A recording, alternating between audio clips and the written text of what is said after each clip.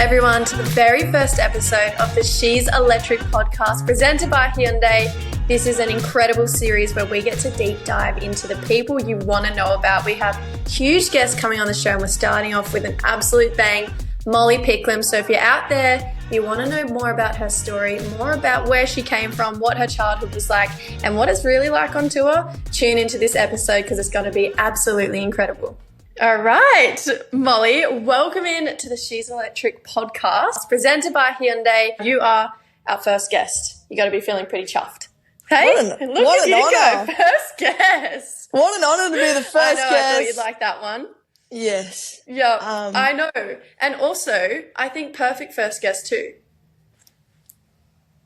I think so. Hey? It seems fitting. I feel like you being the host, myself, a real fan of driving the Hyundai vehicles.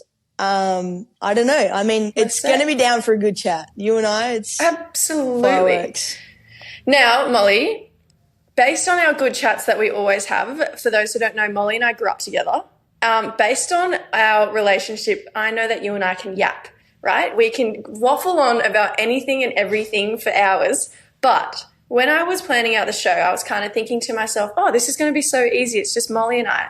But then I was like, no one knows Molly. Like, I know Molly. So to kick us off, I really wanted to ask you a few more personal questions because I want all of our listeners to feel like they know Molly the way I know you. So can I ask you a couple non-surfing questions, get you all excited for the show? Let's go. This is why you're perfect for this, JJ. Yeah. No, we need to relax into it, get a couple of, quirky questions going.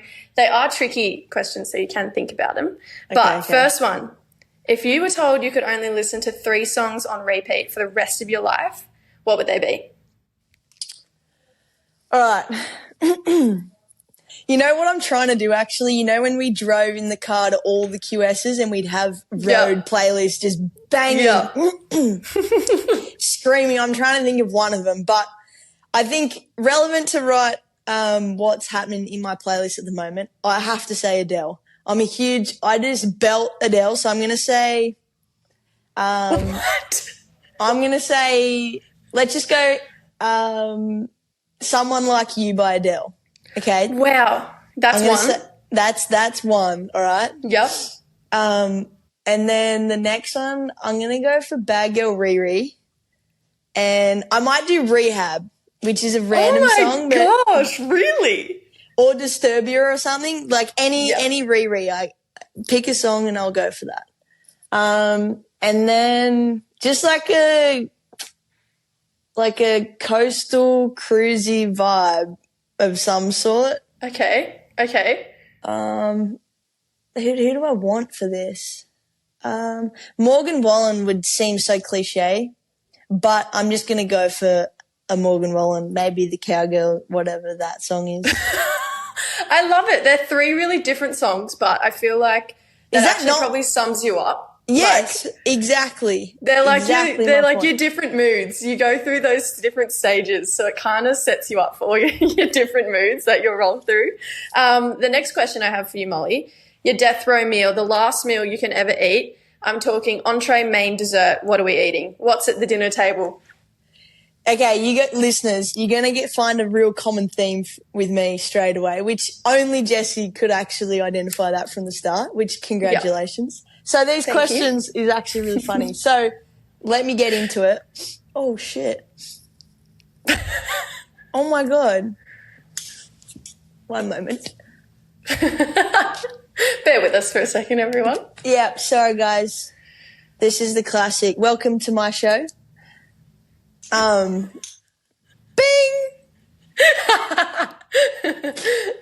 Oh, shit. Sorry, guys. My bad. It's okay. No, you're fine. Let's go. What are we eating? No. Yeah, sorry. Okay, so like I said, these questions are really going to bring in who I am because we've seen the theme of my music, now my food. All right. Entree. You want entree, main, and dessert? Yes. I think entree, I love a little arancini ball. Oh, I knew it. I actually knew that. Because the reason I say this is because, okay, I don't need to explain everything because this is going to go forever, but when you get it on arancinis, just they're too good not to have and they're too small for a main. Perfect entree. Agreed. And then my main, either like a salad and steak or salmon or something. Okay. But I want like a pretty exquisite salad. Like I want a bit of variety in there. I don't want like just lettuce and a carrot in there. I want like good variety. I want a rainbow. No, we want gourmet. We're not mucking around. This is our last meal. Yeah, exactly. And I fillet steak, medium, with the best salad I've ever eaten. That's actually prime. And sweet potato fries would be sick. On the side. Yeah. Okay. And then dessert. Yeah. All right. I'll take this serious. Yeah. Anyone who knows me, I'm a foodie. Okay. Okay, dessert. Ooh. I love a good traditional custard and apple pie, like apple pie and then custard with a scoop of ice cream. Really? It's like kind of, well, just because it's like, again, three desserts in one. It's epic. I have never seen you eat one of those in my life. And my mum, but when we get dessert, it's like ice cream or something. Yeah, true. Like I'm thinking, or I love a sticky date pudding. That's also same. Yum. That is mine. So there you have it. As complicated as it can possibly get, but that's... I love it. I've got 3 more little rapid fire questions for you, just so that the audience can still feel like, okay. One of them is, what's your guilty pleasure? What's something you know you shouldn't do, but you do it anyway? And if you want an example, I can give you mine. Yeah, please. Every time I get on a plane, it doesn't matter. It could be 6 a.m.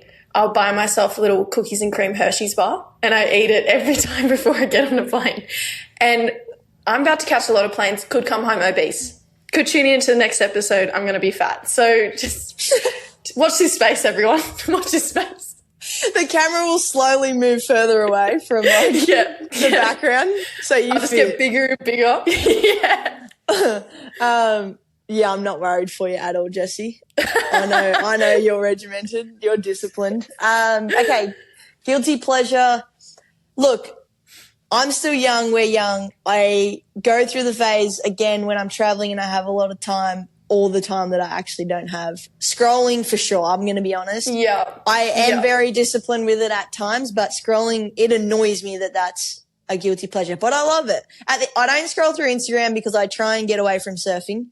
But like TikTok or YouTube and stuff like that, where it's just like I watch cooking stuff or comedy stuff, like whatever, just random brain numbing. I love it.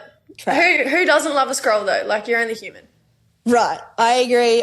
But I think another one is definitely like I just eat if I'm bored. So that's like a guilty pleasure of mine. Bored eating. Boredom eating. There you go. I love it. Last 2 questions. What gets you out of bed in the morning? What gets you excited? What gets you up? Okay. I mean food, breakfast, that's pretty good. But I'll go more philosophical. I'll go more on a deeper level. We can stick with food. Food's great. No. We don't have to go deeper. That's the honest answer. You said food. I mean, but in general, what gets me out of bed every day? Honest, food gets me out of bed every day too. If I'm being honest. Knowing breakfast is there gets me actually up. But I think to get up and get into it is a different story. And I think that is just like my curiosity really makes me chase and on this pursuit of greatness. I don't know, like obviously I've connected with surfing and the ocean and this whole thing. And that is what gets me out of bed to just suck the marrow out of that and maximize that. I love it. Well, you know what? I reckon the audience knows you. I reckon we're all friends at this point in time. Let's roll straight in. Yeah, we're all mates. Let's not be silly. So what we're going to do, Molly, is I want us to go on a journey. You know, I want us to just go on this path together. So we're going to go way back to the start. We're going pre-surfing Molly Picklum. Tell me about your childhood. Tell me about school. Were you a nerd? Were you popular? How was school? How was your childhood? Give us the dates. All right. Me as a child, I think I was intense, very vibrant, very just like up and at it in any sense. School I loved because it was an endless pool of people to talk to and play with and whatnot. I struggled a little bit at school though because I was a little different. I wasn't the cookie cutter kid. I was a little bit like, I don't know, a sporty. And then I remember when the boys situation kind of started, I was just like away and never could really make connections. And I lost touch with my school life and like traveling on the road. So it was hard sometimes school, but in general, from an early age, I was just like, you don't think as a kid, you just go for it. And I just remember I was playing touch football or footy on the oval and handball, all of that through school. And outside, like I was digging sandcastles on the beach, hanging out with friends, played every sport under the sun. Like honestly, as a kid, every day I was so busy with sport, swimming, soccer, surfing, touch, nippers, you name it. I was kind of doing it. Every great female surfer started somewhere. It's getting exposure, that's the hard part. Hyundai She's Electric is back for season 3. And this is your chance to make Team Electric this year. Team Electric will get access to expert coaching and national exposure. The top surfer with a 12-month Hyundai ambassadorship, A 12-month Hyundai vehicle loan. not to mention a VIP experience with me at the Hyundai ABB Grand Final 2025. Enter now via the She's Electric website. Will you be discovered next? When our paths crossed and we first became friends, you were still playing touch football pretty high up, and I actually knew your touch football coach, and you played for the Renegades, and I remember they were absolutely gutted that you decided to choose surfing over touch football. Talk me through your relationship with other sports prior to surfing. Like obviously you and touch, like you went pretty deep with touch for a while there. For sure. What was that experience like for you?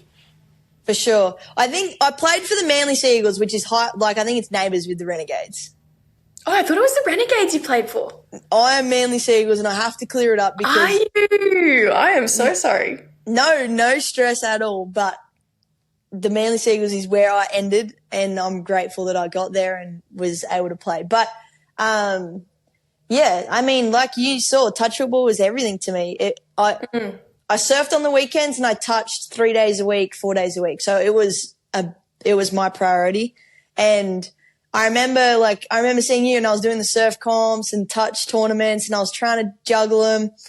And I guess I love touch and I really miss it because it's so different. It's like the team environment, the really community vibe. I was like taken care of so well by my touch family, the Nathans and their whole family. It was just like, I really felt like home for me as a kid. It was a really safe space.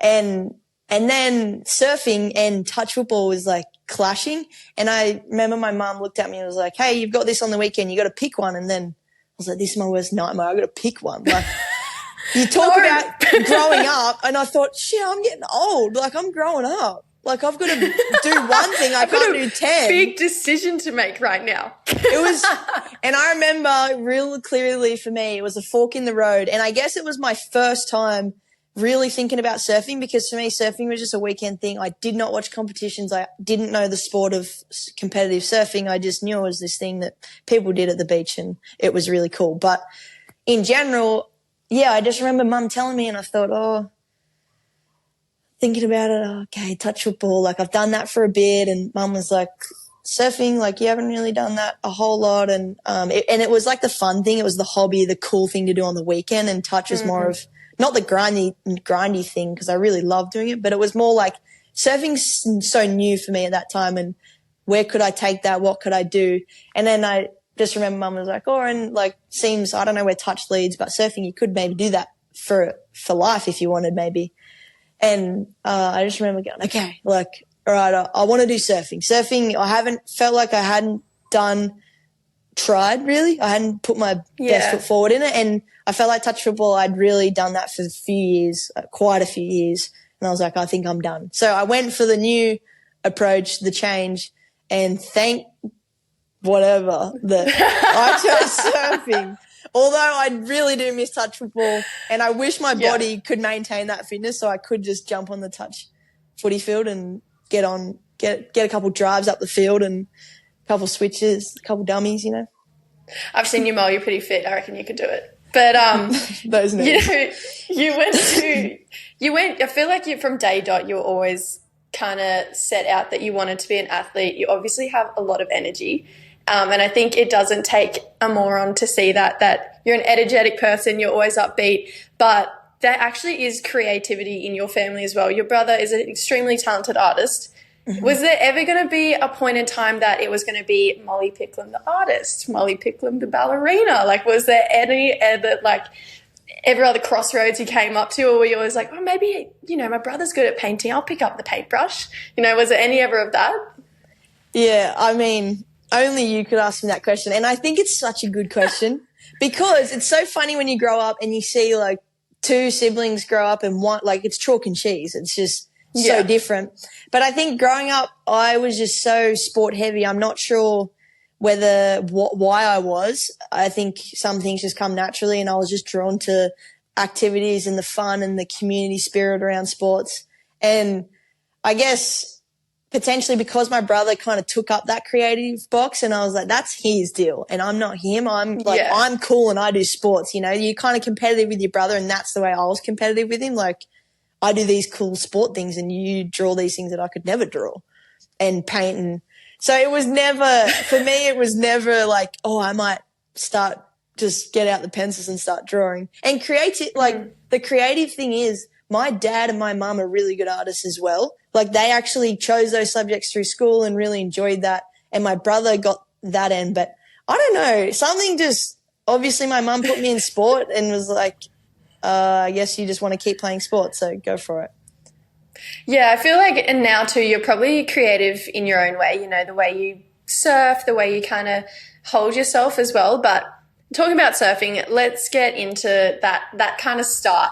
Paint me the picture. Take me to the day that you stood up on a surfboard for the first time. I want to be there. What did it feel like? I mean, like we just discovered, I'm not good at painting, so bear with me here. Give me a moment. No, the first day I stood up on a surfboard, look, I'm going to be honest, I don't remember and I don't have the most detailed story. But I've got something for you. I have a few key moments in my surfing career really early on that I do remember. And I think some of those, one is my dad, we used to go down to the beach and surf on a weekend. And I remember my brother, myself and my dad would go down to the beach and we'd have bodyboards and surfboards and they would sit on the beach. And my dad could only take one of us out at a time because, like, he didn't want one of us to drown. So I remember he would get his flippers on and, like, take out my brother or me. And I don't know if we ever thought about going out first, but I remember most of the time I'm pretty sure I was scared. So I was kind of like, yeah, you go, and if you die, then I won't go. And then I just remember digging sandcastles and I'd be like, wouldn't even watch the surf. I'd just entertain myself on the beach, and then Dad would come in and be like, it's your turn. And I'm like, okay, like, cool. We're taking out the bodyboard. And I think that was, I guess, a pretty, like, I have a good memory of that. And that's early on, I remember. Then another one. Do you know, like, what age that would have been? Like, how old are we talking? I think that's like 7. Oh, so young. Yeah, for sure. I reckon I would say that's like 7 to 10. And then I think an earlier one is my mum's partner at the time ran a surf school, and we used to, so my parents, like, I would go to the beach when I was at both sides, and my mum, we'd go to the beach and we'd literally just be around the surf school the whole weekend.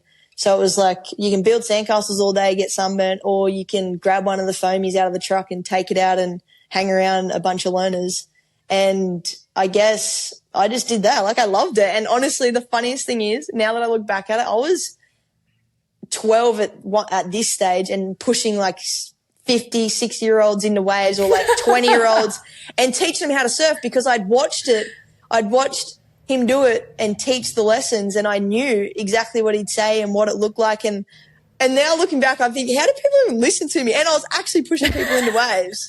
So that's kind of an early, there I feel like some good memories early I reckon that was a little tactical play by your mum, just being like, she's got energy to burn, teach her how to push people in waves. Fully, yeah. And, I feel like you kind of got the bug at maybe around the 12 age, I want to say. I feel like you got that surfing bug. How many years was it until, like, from, when you were consistently surfing to when you started competing? Like, how long in between was that? Yeah, I guess I was around the beach from 3-4 years old. So I think from then, I'll say from 5, I was probably doing stuff on a surfboard. And then I didn't start doing turns until I was 11. Like, I got my first fiberglass surfboard when I was 11, and then I entered my first competition when I was 14. So I guess from the time I start to the time I start competing, it's anywhere from, I don't know, whatever you class surfing, but 5 to 10 years. Yeah, so we want to say that, like, 14 is kind of where your competitive career started. Yeah, I have there's a few things around this age that were real key to surfing. I guess the starting of it was our Pro Junior series. I remember the first competition I entered, the reason I entered it was at Avoca, and I'm actually North Shirley Board Riders. I did North Shirley Board Riders, was the first. I was surfing with friends and they said, oh, come hang out on the weekend and surf. Like, we surf on all day Saturday. And I was like, oh, that's fun. Like, okay. And then compete and won a couple heats maybe there and thought, oh, this is fun. Like, I should try the bigger comp that they're doing because I feel like I'm close to their level. And then I remember going into the Pro Junior and I remember so clearly thinking, my Instagram clips are better than that. Like, I've seen myself surf this and that. And I entered the competition and I remember losing first heat at Avoca and throwing the biggest tantrum, like devastated, thought my life was over and this and that because like life didn't match the expectation I had. And then my mum just like grabbed me and said, if you ever do that again or act like that again, I will not take you to a surf comp again. And I was just like, whoop. I was like, sorry, mum. Sorry, mum. Here I come. Off I go. I feel like I used to do that too growing up. If I'd see who was in my heat in like the Oki Grom comp, and I'd be like, then I'd go stalk their Instagram, watch their surf clips, like, oh yeah, I surf better than them. It was such a thing to do. It was, and that's like our generation with the whole social media. Like it's crazy. It's a whole different level of pressure and expectation. It's so wild, and it started young. Like we were doing that. And then we kind of play games of like, who does that, who doesn't? Like, no, I don't need to know who's in my drawer, this and that. Anyway. Yes, literally. But now we're going on to the Grom Comp topic. I want to paint you a little picture of when our friendship started, okay? Yes. So we met in January 2017, okay? So a while ago now. And then on the 18th of July 2017, you won your first ever New South Wales Junior State titles. There's a photo of Zoe Eifeld and I carrying you up the beach down there. That was the first comp I feel like we really like bonded at. That was the start. But that wasn't just like the start of our friendship. I felt like that was kind of the turning point for your competitive career. Like I feel like I blinked and you were on tour. Like that's kind of how it felt. And you won the Rip Curl National Final, I think in 2019, and then you won your first Challenger Series 3 years later. So you went from winning Grom comps to winning Challenger Series in 3 years. How the hell did you keep up with yourself in that time? I remember watching you just being like, what? Because you were just going, woo. And I was going, yeah, Mum, can you put me in the state titles again? You were killing it and are killing it in your own right, JJ. I remember, it's funny, and it only makes me realise how quick and how like steep the trajectory was to the top by talking to like my closest friends, yourself and even Kobe kind of says that to me. Like it's so wild. Like you just blink and it kind of all happened. And for me, I do have a feeling that life went so fast that I was like, there's times where I was struggling to keep up with it, but it was so good and so beautiful. And I felt so lucky and that I was just going for it. Like I just, take it while you got it, go hard. And I guess what I'm trying to say is when you're in it, you don't really think about it. You just seeing your next step that's in front of you and you just go like taking that. And that was just happening really fast. So for me, I didn't feel like, whoa, like that happened so quick because I just didn't have that perspective. And I really appreciate my good friends that can tell me about that because it's so true. Like it was so clear to me the days when we're going to Foster with all the girl gang in the car. Yes. Who's going to have the front? The person would be like, I get car sick, so they got the front seat. And then I thought, well, maybe I can get car sick. Like all that sort of stuff when we were doing that. Like all of that sort of stuff, boards on the roof, food in the back, like having your friends everywhere and like no parents were around because we were all in the same boat. We all had to try and do it as cheap and as like do our best and we were all alike. We wanted to do our best. Like, and those days, literally to me, when I think about it, was yesterday. But I know. And it really kind of was 3-4 years, like however long it was. But yeah, I mean, back to your point, it definitely happened fast. And I'm so grateful. And I don't know, I didn't see it coming. It just was happening. And I'm really, really grateful for the team I had around me. Like obviously Glenn was so huge in that part. I jumped under his wing once, like it started to get pretty serious and he, I think, protected me from a lot. Yeah, for sure. And I feel like Glenn, obviously he's played a massive part in your career and you guys almost have like a family kind of unit. But do you remember like ever having a conversation with your team, like even if it was someone like Glenn where you were like, okay, I'm not mucking around anymore. Like this is what I'm doing. You know, this is, and like kind of had a turning point where you're like, I'm taking this 110% seriously until I'm at the top. Like, was there a certain moment? Yeah, there is. And I'm really happy that I remember this moment. And it's quite relevant for the podcast for this situation because I had entered a couple competitions and I had started to win the odd one here and there as a junior. And I actually remember getting invited to the Layne Beachley Rising, like the Surfing Australia Layne Beachley camp. Mm-hmm. And I think, is that under 14s or under 16s? Yeah, that was under 16s. Yeah. And I think I was 14 or 15 at the time. And I remember going there like, oh my God, like it was the coolest thing. Like to me, I still didn't know what professional surfing was, but I just was like, this is, I don't know. And then I went there, no expectations, which is so beautiful when you're young. It's like you don't have pressure. It's just like you're free. The best. Yeah, and I guess went there, just had the best time. I remember it was so like it just fed who I was. It really spoke to me because like I was so curious and it was endless possibility of learnings. And I just thought, oh, this is so good. I feel like I'm going somewhere.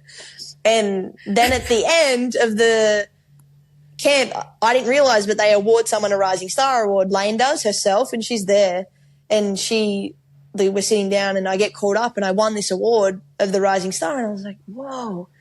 And then from that moment, it was a few, like I'd won a couple comps, and then that, and I think that was the real defining moment of like, okay, like I'll put a lot of time, energy, and effort, and then I got consumed by it, and I was obsessed with going for it. Absolutely. And I mean, like when you have someone like Layne hand you an award like that, like it is kind of a moment where you go, oh, okay, like I can actually do this. I like, you know, if she sees my talent, like sometimes all it takes is like a big role model or a big name. Like Layne Beachley is one of the greatest women in our sport of all time. Like for her to see the potential in you, I mean, she was right because obviously look at you now. Yeah, but for sure. I just think like just a little pep in your step, you know, and like you said, like it was a really fast kind of trajectory from when we went from Grom comps at Port Macquarie to you're on tour. Like that was such a quick amount of time. And I feel like where I'm getting with this is the moment that I remember seeing you and watching you and be like, she's actually doing it, is it was your first year on the Challenger Series. It was a really hard year for anyone competing on the Challenger Series. It was 2021. Mm-hmm. COVID was happening. There was 4 events through France, Portugal, Hawaii, and Huntington, I believe, and you guys couldn't actually come home because of COVID.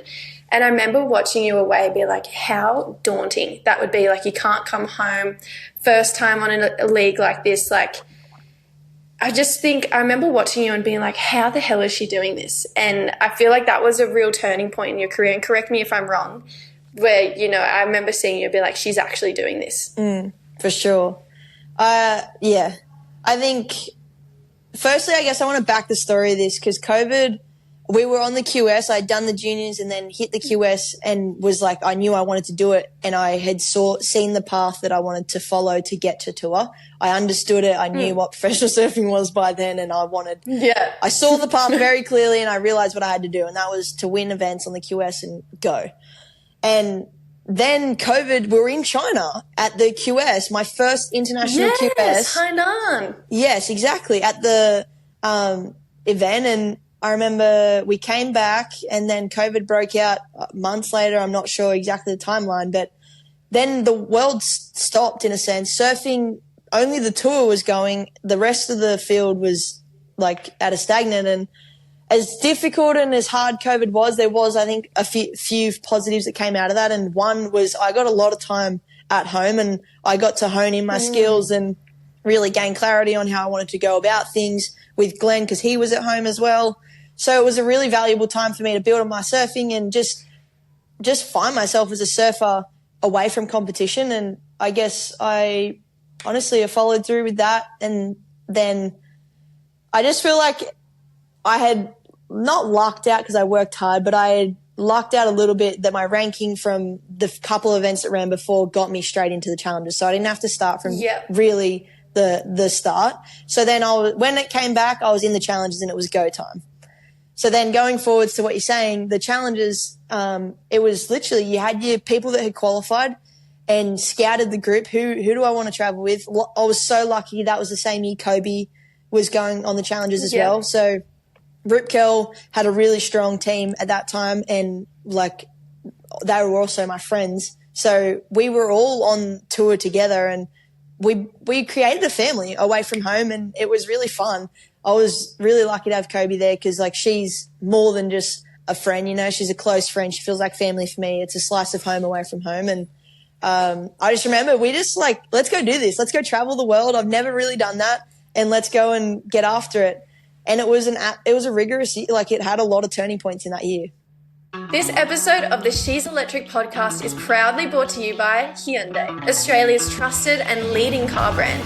Whether you're heading to your favourite surf spot or exploring new breaks, Hyundai has the perfect vehicle for every adventure. With the stylish Tucson, the tough Santa Fe hybrid, and the all-electric Kona, Hyundai ensures you've got the wheels and the accessories to get you from wherever you are to the beach with ease. As major partners of Surfing Oz since 2018, Hyundai are supporting the sport at all levels, championing equality and driving real change. Check out the full range of vehicles at hyundai.com.au or head to your nearest dealer today. That year, it was such a random year for the Challenger Series. It was obviously the first year that they tried it. You ended up coming 8th, and due to double qualifications that year, it actually meant you finished one spot out of qualifying. And I'm being like, oh my gosh, like she was so close. And then Katie, she said, no, I'm sorry, I don't want my spot on tour. And you got the call up.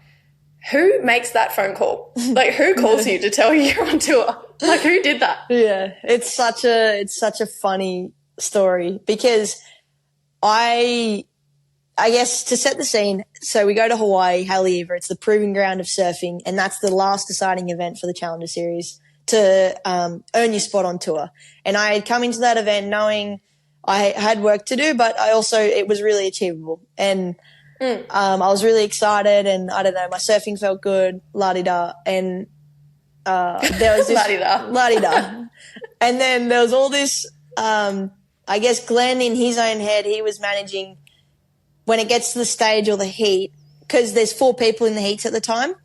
And if you get 3rd or 4th, it changes the point system. And if you get 3rd, that could mean I qualify, and 4th meant I missed out. And Glenn was like, at the end of the day, we went in going, our goal is to win the event. And you don't get through and win the event by getting 3rd and 4th in heats. So I guess he was torn in his head. Do I tell her, if that time comes, to tell her and say, hey, if you get 3rd here, you'll qualify it, you know? And so we go into the event. I didn't know about this, but this was something that was happening in his head. We get on, and the heat comes, and I didn't know about it. I wasn't told about it. And I go into the surf, I surf, and I get 4th. I come in, and I knew that I hadn't qualified. I knew if I made that heat, I hadn't qualified, but I did not realize if I got 3rd, I would have qualified. Oh, Mol. So I came in, and you know what's really funny? Lakey knocked me out. Lakey Peterson. Oh, she's like your best friend on tour now, She's right? like one of my closest friends on tour, if not the closest. And she's the one that knocked you out. yeah, and she came up to me, and like she's got the sweetest heart, so I think she felt really bad. But she came up and she's like, in my head, I didn't really know how dramatic. I didn't know if there was still a chance. So I wasn't like straight devastation. I was just like, oh, it's such a bummer. Like, I know I'm not guaranteed, but maybe there's a chance. I'm not sure. But then Lakey came up. She was like, I'm so sorry. And it kind of sunk in. And then she was like, but you, like, don't worry. Like, you've got it all. You'll be there. Don't stress. And then I was kind of like, oh, thanks. Like, cool. I'll see you soon. Or like, yeah, same as what you said. Like, it puts the pep in your step. Like, thank you. Yeah. And then there was word before the comp or around that Hawaii time that Katie had already qualified or could qualify. And if she did, we didn't know what she was going to do. And I guess I knew that. So it was a safety net in the back of my brain. But I'm really grateful the way Glenn told me to go about it, because he said, look, you didn't make the cut, and go and process that as if you didn't make it, because there was a time frame of about a month where there was a lot of back and forth to let Katie make her decision and let her have the respect.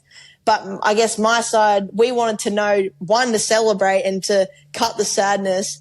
But that's why we kind of decided, you know what, let's forget about it.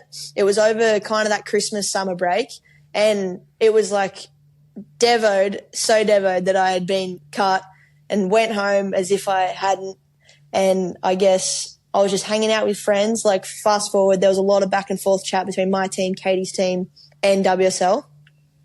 And it was off season then, and I was cruising around with my friend, and I remember it had started to lean towards that she wasn't going to do it. That was what I'd heard. And then that end of that week, it was, she's actually going to take the spot. And there was a lot of back and forth going, but the one bit where we thought we were done, it kind of went one last back and forth, and I was like,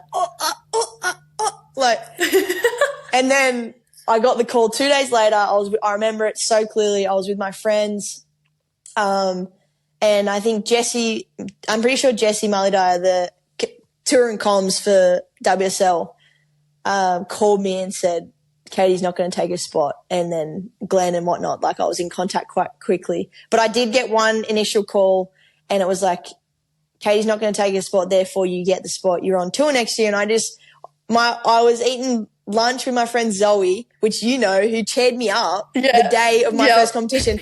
Oh my gosh, now joining the dots, that is so wild. And I was at lunch, and then I was just like, I qualified for tour, and then we were eating fish and chips or something so like basic and Aussie, and then it was kind of like, let's go we got to go do something. And I was just sitting there like, wow, like, that's how it happens. It just, you don't know how it's going to happen, and if it's meant to happen, it'll happen. And I was just like, whoa, like, that's crazy. And it is it's honestly, you dream of making the tour, and it's all this big hoo-ha. No matter how much you think you're going to get there, you're not guaranteed it. And I just remember thinking like, wow, I did it, you know? And I remember when the post came out, the Instagram post that said, Katie's not taking a spot, therefore Molly Picklum qualifies. I was like, Dad, Molly's qualified, like running around the house. I was like, oh my God. Like, I just remember being like, she's done it.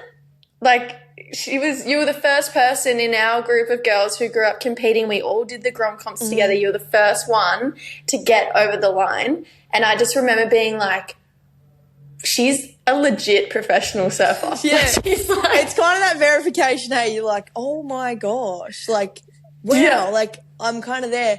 And I actually have the weirdest story, which is a bit off topic, but I was driving home that day with Zoe, like, woo, this and that. And we nearly got in the most psycho car crash because someone had slept drive.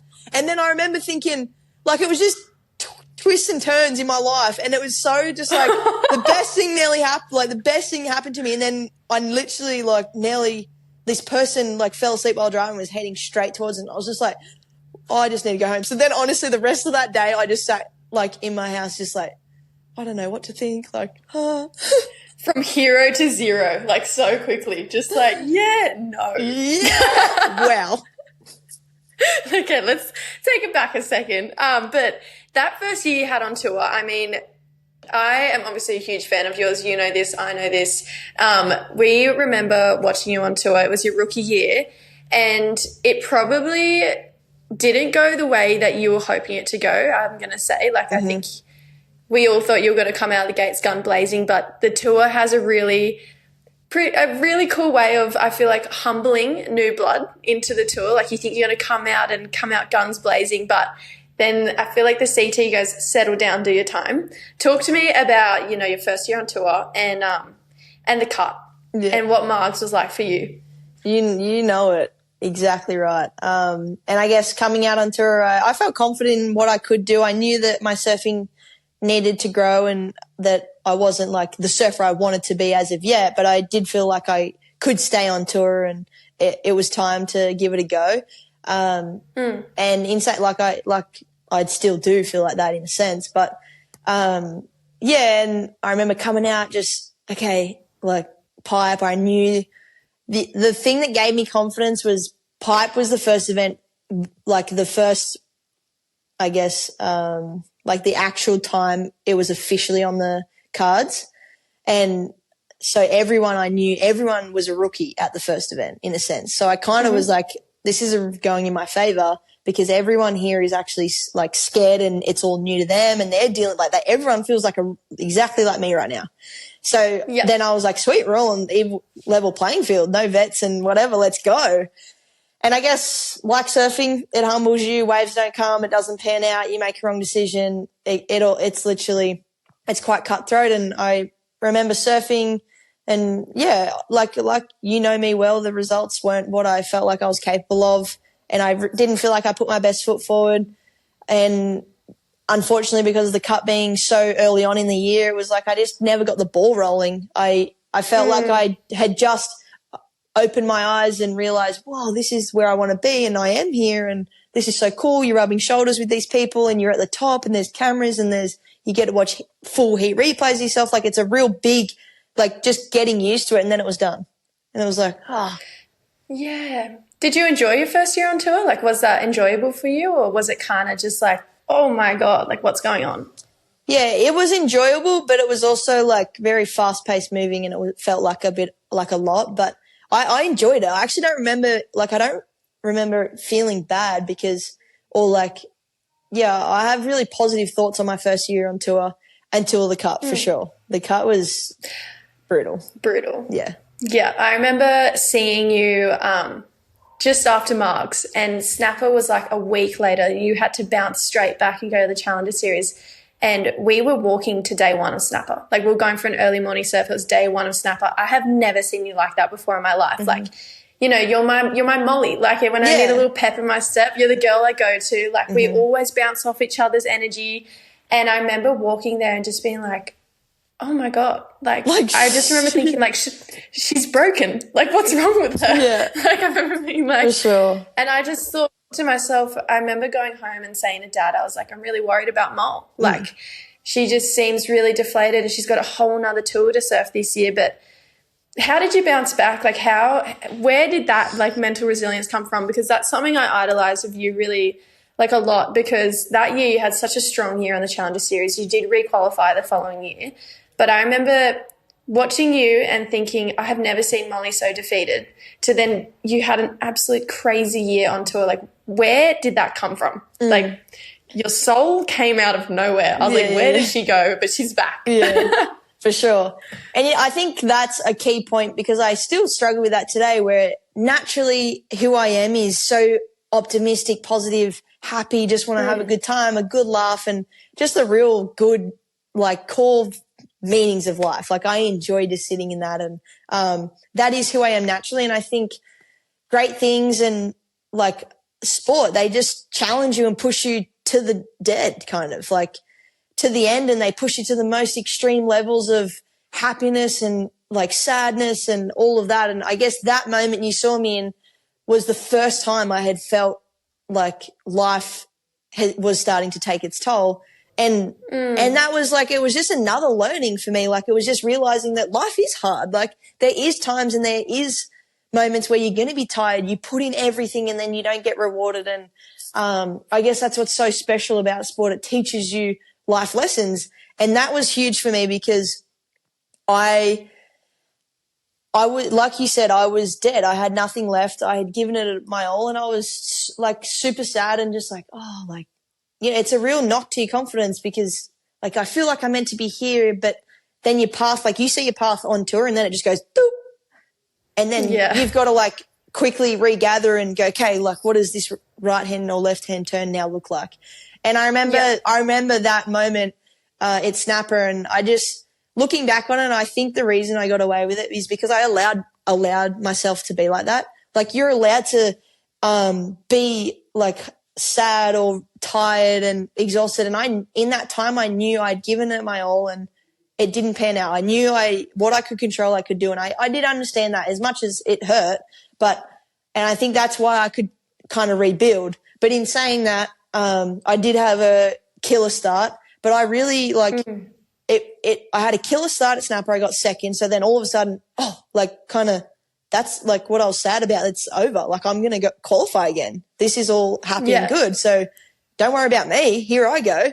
And then the next event in Manly, I did really bad. And it was like the fear of like, oh my God, it might not happen. And that was the emotional roller coaster that really ticked off. Then I just like went down because I think winning Snapper made me realize like, oh, it's fine. It's okay. And then Manly was like, oh my God, like I'm going to have to dig deep again. And like it's not guaranteed again. And all of that confidence and all those stories come in. And it was really hard for me. I did really struggle. And there's so many things of me talking about the story where I just like couldn't even finish a wave because I was so mentally just blocked in so many different ways.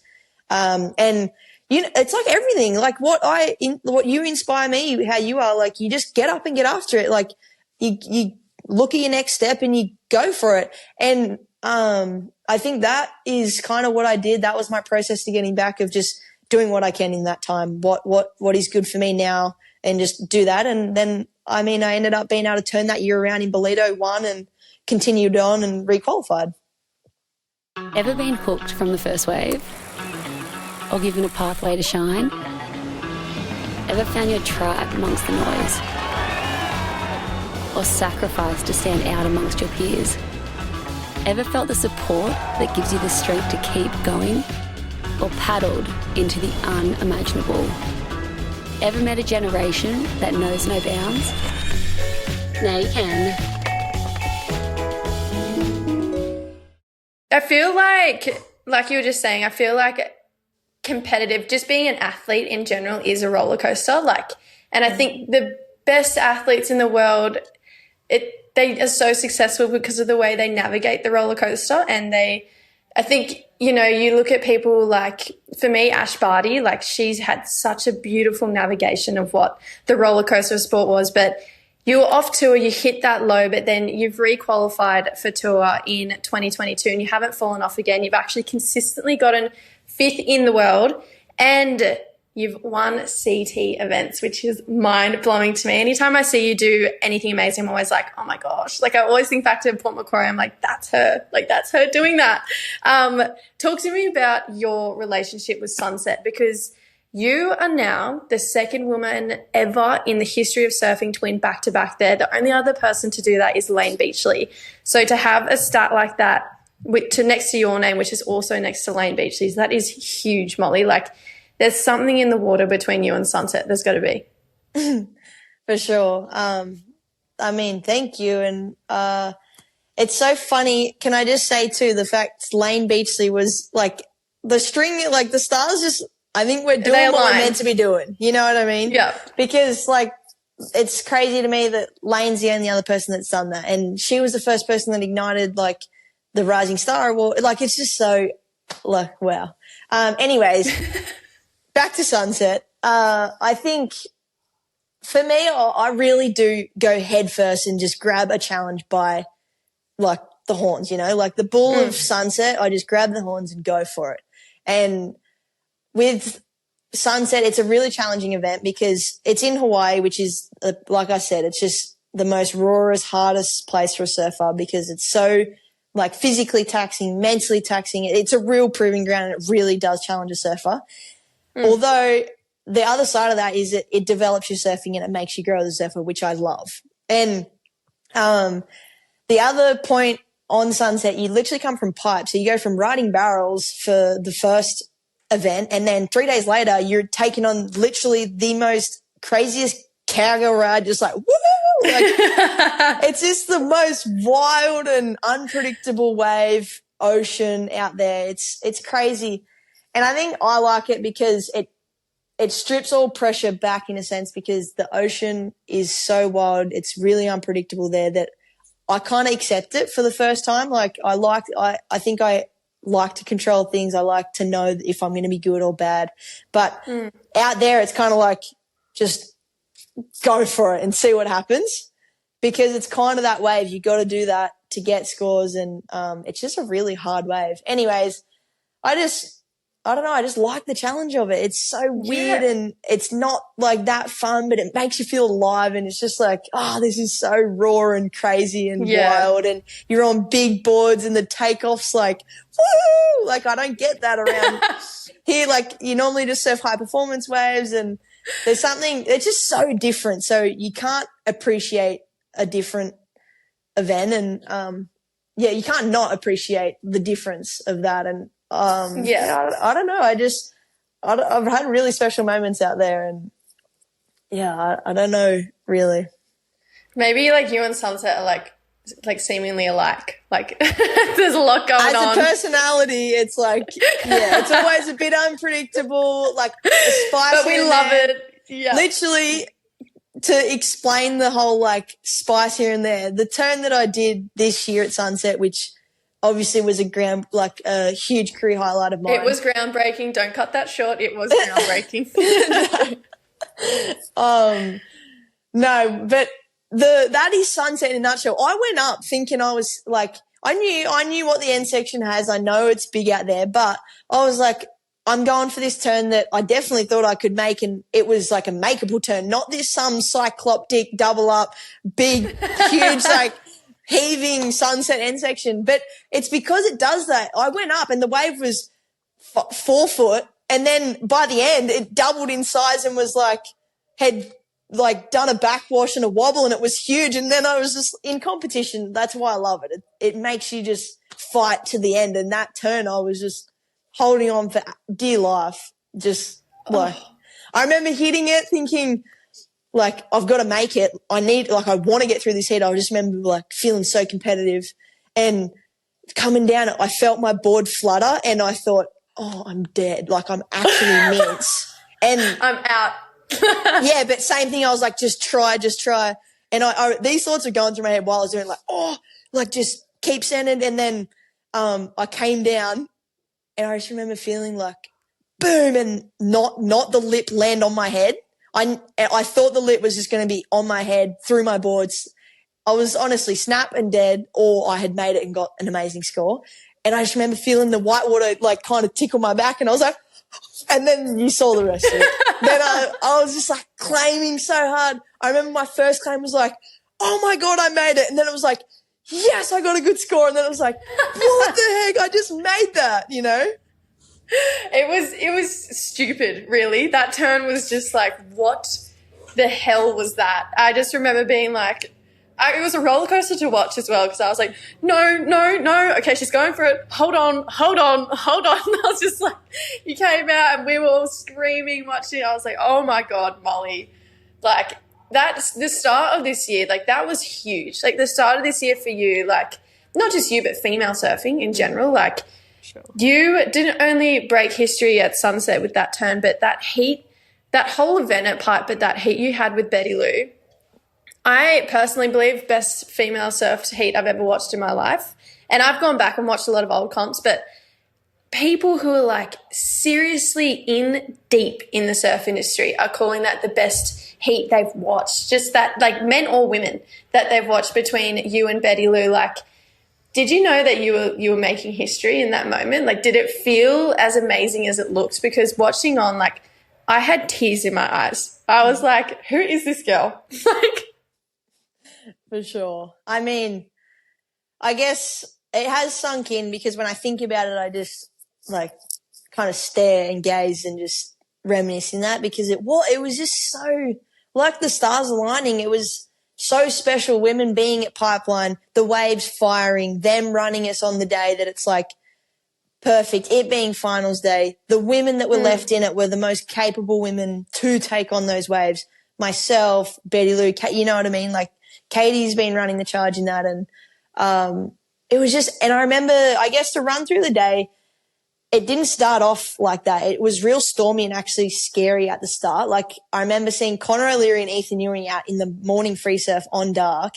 And because it was so big and it was second reefing, but the forecast was saying that it was meant to settle down and then get really good, which we did see. But in the morning, it was still like this from the other day when it was like huge and second reefing and stormy and lurchy. And I remember being out there and they were like, oh my God, this is gnarly. And I just remember like paddling around on my 6'6", and like, you know, when you're on a 6'6" out pipe, you're going to get a huge barrel. Like, I don't know. I actually don't know that feeling. No, but like just like having a really big surfboard. If you feel like you need it, then it's any wipeout is going to hurt. And I just remember thinking, please don't cop wave on the head. Like, oh, like I was so scared in the morning. And I came in that thing and I was all fired up though, because I was just like, if they like today's the day, it's scary, it's gnarly. So, you know, I'm going to push it and try, and hopefully it crumbles some of the girls so then I can try and win. I don't know. But, and then I came in and it was still like sun coming over the mountains. The call, they made it. It was settling down. It was on. I ran back to the Rip Curl house at Off the Wall.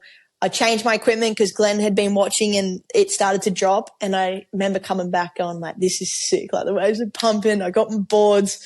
Glenn's there. He's been watching. Like I'm ready. And, I remember sitting down and like nervous, like for sure. Cause at the end of the day, there's no one else out there. So you can't hide in the crowd. Pipeline has the most gnarly, like insane crowd that you could ever sit amongst to try and just catch a wave and look at a wave. So normally when it's big and scary, you can kind of be like, oh, I didn't catch a wave because there was a crowd, you know? But this time it's like there's no one out there. Like every sick wave that comes in, no hiding. No hiding. Anyway, so I was like, whoa, that's like nerve-wracking, but you could get the barrel of your life. And I was just like, oh, this is crazy. Anyways, then the day unfolded. We watched some heats. There was amazing barrels being ridden. And yeah, I mean, now going into Betty Lou and I's heat, coming into that, to me, that was the final. Like I was like, this girl, she's born and raised here. She's like, she is the same level of fireworks spark and just lean into a challenge like that. She was she's my biggest rival, I guess, for that certain event and that situation. So we start and I remember we paddled out and there was some crazy waves and we looked at each other and she has good perspective too. Like she was like, hey, this is pretty cool, you know. And we all knew like how special it was. And I guess before the heat had even started, we were like, wow, this is crazy. Like so stoked to be sharing this with you. Like a lot of respect for each other, but wanted to kill each other. Like didn't want her to get away. And then paddled over. Katie had just made the final and then Betty Lou and I are on and these waves just started coming and I don't know, it was crazy. Like she got a pretty good wave. She had like a decent score. In my head, I knew I wasn't safe unless I had like 220, like 210s, a total of 20. Because Pipeline's one of those waves that you can get ones or twos because you didn't make it out of the barrel or you make it out and it's a 10. And it really does feel like that. So you just like, I just remember being so nervous, like, I knew it was going to be a crazy challenge. And I had a couple runs on the board, nothing substantial. And then, she had that one wave and I remember this lump come in and I did recognize it earlier because it didn't stand up on the reef how like it kind of went underneath, but I saw it had enough substance and I liked the line on it. And I remember not moving because I was like, I don't want her to go because she had priority at the time. So she could have just gone. And I was sitting there like looking at it and I was a little bit further in and because it didn't stand up on the reef, how they normally do it, she was kind of like, it probably isn't that great of a wave, which makes complete sense. And then I was under priority kind of like, well, I may as well try. She had better scores. I need it's free. It's pretty quick to get back out. And I just remember going and because I didn't move too early because I didn't want her to like have a good look at it. I ended up being a little late into it, and that's, you see on this wave that I paddle like as hard as I could just to try and make the drop, and I do the full scoop out because I'm a little late and kind of pull up straight, just make the drop, and I remember pulling into it. And I do that at pipe. Like my technique's not fabulous, but at the end of the day, I have enough to get in there. And I remember pulling into it, and then I saw that it had a line to it, that it was going to run. Because sometimes pipe, you pull up, you do all this crazy work, you get the wave, you take the drop, and then it doesn't even run off and barrel. And you're like, I just did everything and I didn't even get a barrel. Oh, that's nothing. Yeah. But this one I saw like, oh, I'm in it. And I saw like, and I'm still going. So this is great. Like I'm going. And it's still going, and I can see. Then I remember I saw the exit, and then everything went white, like because the spit kind of had passed me, and I just remember thinking like, no, like normally, I mean, you want the spit because it gets you more points, but also it's hard to navigate because you can't see. And then I just remember sitting there like, oh, and then I couldn't see, and I just felt like and I was just like, literally, and then I just remember claiming it like I just came out like this, like, is that it? Like that's the best wave ever. That's sick.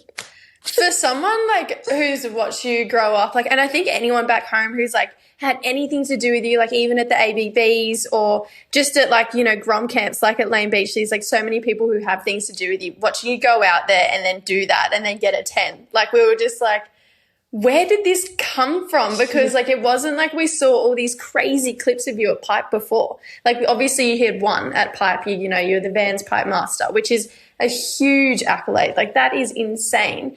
But it was like that kind of came from nowhere. Like I don't ever remember seeing a clip of you kind of getting flogged at pipe or making a crazy barrel. Like I was like, oh, when did she get good at surfing that wave? Like I've never been like, when did that happen? Like for someone who has never surfed pipe, and for the little girls who probably have reps under their belt and are starting to surf pipe, is there a figure out there? How many sets on the head, how many wipeouts, how many over the falls at pipe until you're good at surfing that wave?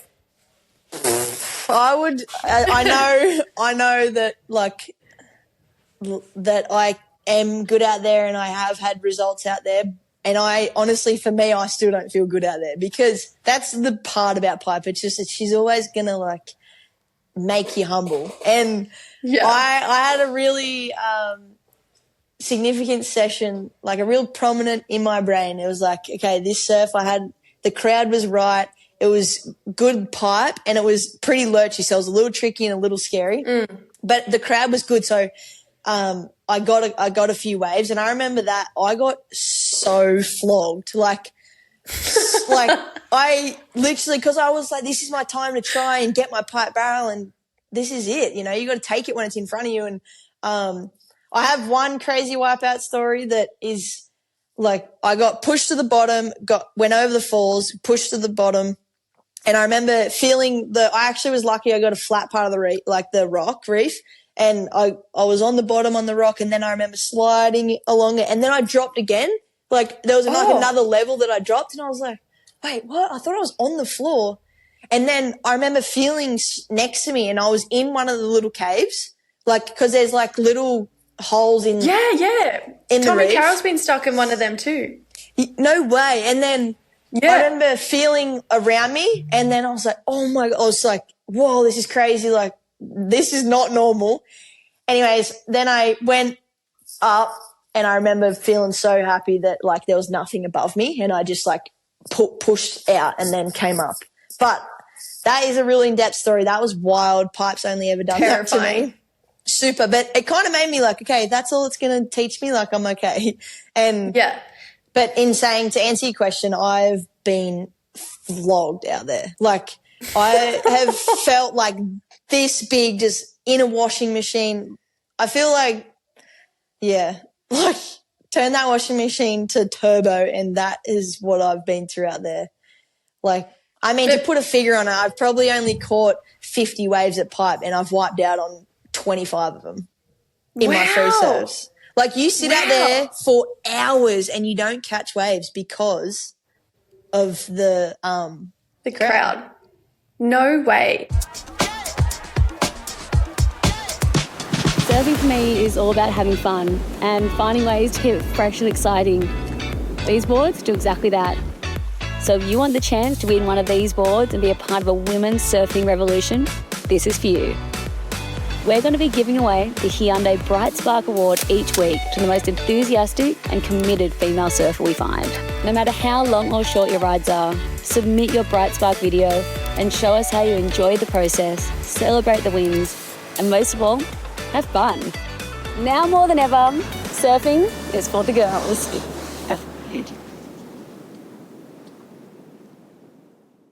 I'm honestly in awe of you. Like, I remember the start of this year, I was like, that's crazy. Like, Pipe was crazy. Then you went on to Sunset, had an insane run at Sunset, and then you had a pretty solid year. You got a lot of quarters. Felt like maybe you might have got stuck in quarters in a couple of them, and then, you know, you finally came out. You made the top 5. You got 5th this year, 5th in the world for the 2nd consecutive year. Actually, the highest ranked Australian female, Molly, which is absolutely absurd. But not only have you had all of that this year, you also had to juggle not just the tour and trying to stay on tour, trying to make the top 5, but you had the Olympics on your plate. What a great opportunity. Like, no one's ever going to take that away from you. You're an Olympian. Like, that is such an insane thing. Like, such a minute amount of people around the world can say that they're an Olympian. Talk me through that experience. Like, I feel like we didn't get to see a lot of you at the Olympics, but I just feel like the actual format of it, the lead up of it, like the name, like the Olympics, like, how was that for all of you? Yeah, I think, I guess with the whole run into then the final 5, and I was then in the yellow jersey for the first time and feeling like, whoa, this world title thing's real. All of those on tour, those experiences prepared me for the Olympics, I think, and they played a crucial role in leaning in those experiences. Obviously, I haven't done too great when I get in yellow. It's like a really big pressure cooker, and it just is a lot more to navigate, physically and obviously mentally. But so then the Olympics, I just wanted to, like, it's so new. It was going to be, it was in Tahiti. It was pretty random kind of. So I just remember thinking, like, look, I'm not, like, my expectations were kind of gone with it, and I just thought, just enjoy it, like, be that little girl that is just, wow, like, I'm in the Olympics. I get, like, the Olympic jacket and dance around in my skirt and just enjoying, like, every single step that the Olympics had.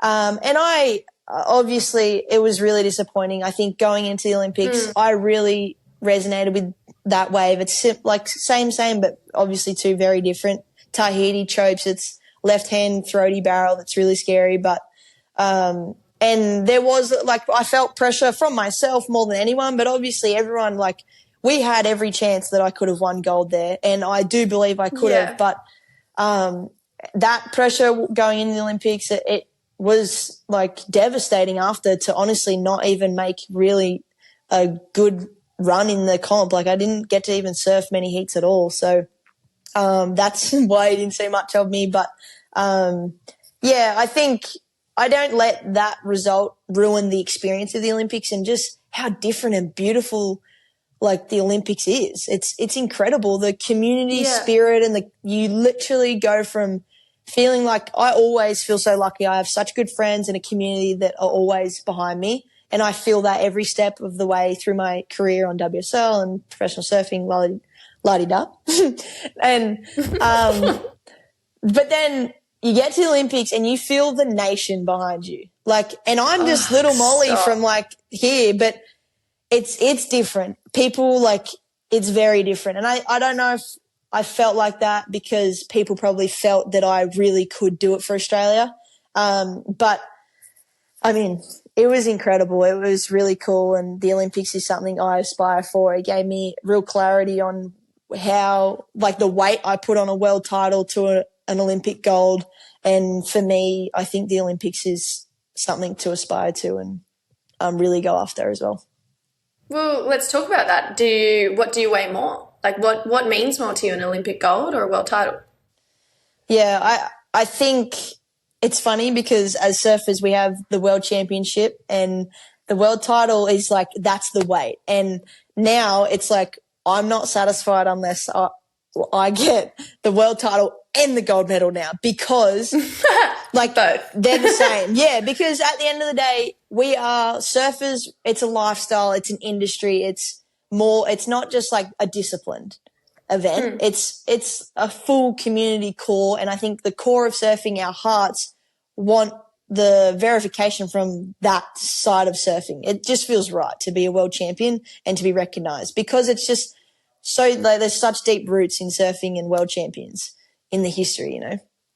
But yeah, absolutely. the Olympics is like, you go like, it's insane. The level, like to call yourself an Olympic, like a gold Olympic champion. It's like an Olympic gold medalist. It's shit, man. I want it. I know. I get it. I get it. But I guess it's like the whole world can relate to you. As a world title, only surfers can respect that in a sense. Yeah. The whole world can respect an Olympic gold medalist or an Olympic silver medalist or bronze medalist or an Olympian in general. The Olympics is just crazy. So your eyes are definitely set on the next Olympics? Most definitely, yes. Most definitely. And one last question I want to ask you, based on your competitive career, and then we're going to roll into still a couple more questions. Yeah. When you have the yellow jersey, you touched on this before, and I wanted to let you run on, but I just need to know, when you have it and then you lose it, do you miss it? Is it something you crave, you want back? You know, you want to be in yellow? Is it kind of like not an ego kind of thing, but when you wear yellow, like you must feel a different kind of way? Yeah, it's for sure. I think there's no denying. I mean, you get the attention that comes to it. You feel like not finally, but in that sense, you're like, I'm being recognized for the hard work that everyone does, but you feel like I'm getting recognized for the hard work that I do. And the results it's just nice when the results are reflecting the effort and hard work that you put in. It's always a really good feeling as a human, literally as an athlete, anyone in life. And the yellow jersey, I like, just signifies that example. So of course you crave that, and of course you want that. In saying that, I really believe there is a whole different game. It's getting to the top is one thing. Being at the top, it's like a whole nother thing. And I do give myself a lot of compassion around that, because the only way to practice that is when you're at the top, unfortunately. You can't prepare yourself for it until you're there. So it is something I want, and it's something I look forward to keep learning and growing and improving, is staying at the top. Well, I have no doubt in my mind you're going to get it back. Like there's no doubt in my mind we're going to see you in yellow. We're going to see you in yellow so many times throughout your career. You're so young. Like, we're still babies. Let's be real. Like, we're still those little groms. Yeah. Like, we're still those little girls. And, you know, I'm 22, you're 22 next month, so not far. And you've achieved so much in so little time. And She's Electric and Hyundai have obviously allowed us to come on here and chat, yap away. But for us to have this talk, like, there's probably a lot of little girls out there who are thinking, like, oh, how can I be the next Molly? You know, like, what are you saying? Like, if you could go back and chat to that group of girls in that Layne Beachley camp now, what are you saying to them?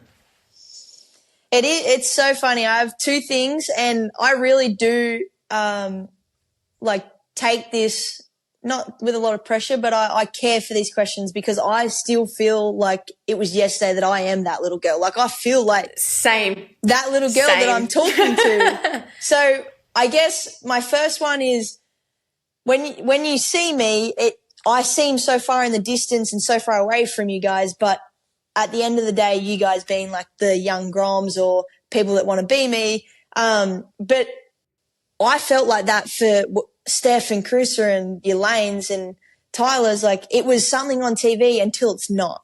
And I think understanding that it's actually a lot more achievable and a lot closer than what you could maybe ever imagine. It also may be a lot more rigorous and violent and crazy than what you could ever imagine. But I think for me, it really, the way my career has panned out, and what I can say is it can go from watching it on TV to then being the person with the trophy on TV a lot quicker than what you can fathom.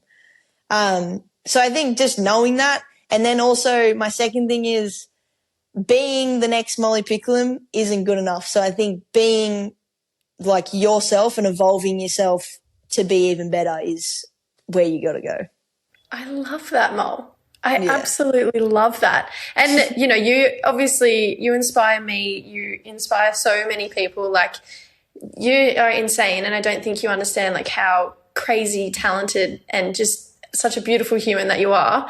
Thanks, but JJ. For someone, like, who is so up here, you know, you are in the prime of your career, like, who inspires you? Like, who keeps you going, you know? Because I feel like in the realm I'm trying to get in, like, I still have these people that I still idolize. Like, you're there. Like, who keeps you going? Yeah, it's funny. I don't have one person that I don't look at. It's a trait, I think, in people. And the trait is, like, the people that are behind the scenes and don't get recognized daily but still choose to do their best and be a good person and really put their best foot and just, like, take care of themselves and, like, maximize their situation. Like, I've seen single mums with a bunch of kids, and that has inspired me and really spoken to me of, like, they have no help or, like, this and that, and they still, like, do so good for the kids, and they, like, it's hard, you know, and they still get up and act, and they're positive, and they're still able to do that. And that's, like, really inspiring for me. And like yourself, you know, you've watched me, you've been alongside me. We know your, like, struggles through your own career, and we've watched, like, I've watched you turn that in, pivot and grow and keep moving on when you haven't been recognized or had the accolades to really support what you want to do. And I think those things really inspire me of, like, man, I get the pat on the back. I get the support. I get the help to go and do what I do. Like, not to talk down what I am doing, but I really, like, there's people out there with no one to talk to, no help, this and that. And they're, like, charging it and trying just as hard as me. And I think that is what inspires me the most. And that's literally why you inspire me. Like, I've watched you, like, be in the shadows, like, you know what I mean? You've come out and created your own. And I mean, it's incredible. And I think that trait in people inspire me. And I think that people can work towards that, and you don't need to be an athlete, like a mom, like a journalist, you know, you, like, you can find that in any, like, shape or form, in any, like, way of life. Yeah. And I think that really speaks to me, that trait. I just got to wipe away my tears really quickly because that was so nice. So deep and heavy, but still, it's so, like, deep it's true. and heavy, but it's where we need to be. But Molly, you're one of my best friends. I think you were the best first guest to have on this podcast. I'm absolutely bloody adored having you on here, having this yarn with you. Apparently we've gone way over time limit, but guys, guess what? More content for you. Yes. One last question. Yeah. I keep referring back to our little grommet days. Think Port Macquarie, that very first event you won. If someone put you in a room right now with her, what would you say to her before she embarks on this journey that you've just gone on? Hold on. It's going to be better and worse than you can imagine. And you know what? Let go of all the expectations and everything, because you can't predict what's about to unfold. And I think that same message that I tell her, I'm telling myself right now. And I think that's valid to hold perspective on that, because it's true. You'll never know how good, like, it can always be better than what you think. And also you'll never see the obstacles that you may face. And I think that's the beauty of life. And that's that. And that's, like, we got to love that. And also another note, JJ, I'm so proud that we're on here doing this. It's so cool. I've watched you, like, literally. It's so crazy. I'm so happy I got to talk to you today. And I'm genuinely proud. The email that I went through and saw the breakdown of the way you were going to go about today, I was just like, you're literally doing yellow jersey stuff in your own right. I was really. Oh, Molly, thank you. But I love Seriously. you. I've loved having you on here, and I hope everyone else loves the chat that we've had, because that just fueled my soul. I feel like I need to go, like, conquer something. I need to go achieve something, like, right now. We need to hang out, JJ. We need to actually see each other. Thank you, though, honestly. Thanks for having me on there. I'm so honoured to be the part of the first episode of She's Electric. I think it's such a cool concept. I think having women on podcasts and just seeing the stories, I feel like everyone has their own story and there's always something to learn and grow from in everyone's own little walk of life. Amazing. Well, thank you, Molly. And I think that's pretty much a wrap for us. Well, guys, we've gone well over time here, but like I said at the start, Molly and I can chat, and I think, you know, it was a quality chat too, and you never know who the next Molly Picklum is going to be. She started out, you know, entering in events. So guys, enter into the Hyundai She's Electric competition, because your path could end up exactly like Molly's did. So guys, thank you so much for tuning in. We'll see you in for the next episode. Don't forget to like and subscribe, and come back to see who our next guest is. Thanks, guys. Ever been hooked from the first wave? Or given a pathway to shine? Have you ever found your tribe amongst the noise? Or sacrificed to stand out amongst your peers? Ever felt support that gives you the strength to keep going? Or paddled into the unimaginable? Ever met a generation that knows no bounds? Now you can.